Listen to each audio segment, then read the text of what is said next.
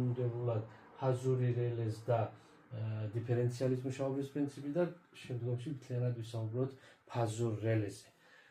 დიფერენციალური ამომრთველი არსებობს ორი, ეს არის გავრცელებული ტერმინი უზო, რომელიც არის ელექტრომექანიკური დიფერენციალური ამომრთველი და დიფ, ანუ კომბინირებული დიფერენციალური ამომრთველი, რომელიც მუშაობს ელექტრონულად. ანუ ფაზური და ნეიტრალური დენის არსებობის შემთხვევაში. თუ მან დაკარგა ნეიტრალური დენი, გაჟონვაზე არ იმუშავებს, ვერ აღმოაჩენს და მოხდი გადმოვაჩენზე. თუ ქსელში გვექნება ჩვენ ფაზური რელე, მაშინ ფაზური რელე 0 ნეიტრალური დენის გათიშვას აღმოაჩენს და ქსელს წამიერად გათიშავს. ერთ წამში, მაქსიმუმ 3 წამში. ანუ გამოდის, რომ დიფერენციალურთან ერთად თუ გვექნება ჩვენ ფაზური რელე, დიფერენციალს გაუმარტივებ მუშაობას და ვიქნებით დაცულები მუხტის ზემოქმედებისაგან მაქსიმალურად. ვისაუბროთ კონკრეტულად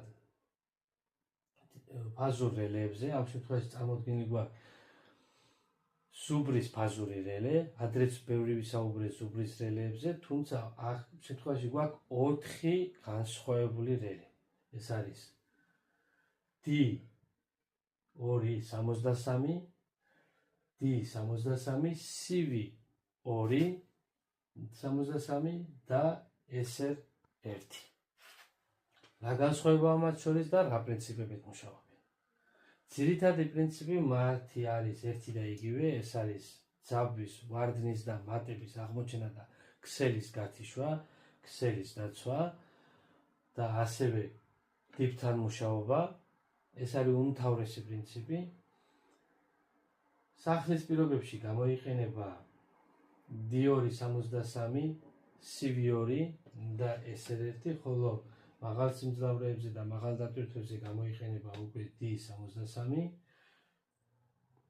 D263 გვაქვს 32 ამპერიდან 80 ამპერამდე, ასევე D63-ს იგივე დიაპაზონებში. მას ჩვენ შეგვიძლია მასში არსებული ქარხნული დიაპაზონში ცვლილების შეტანა.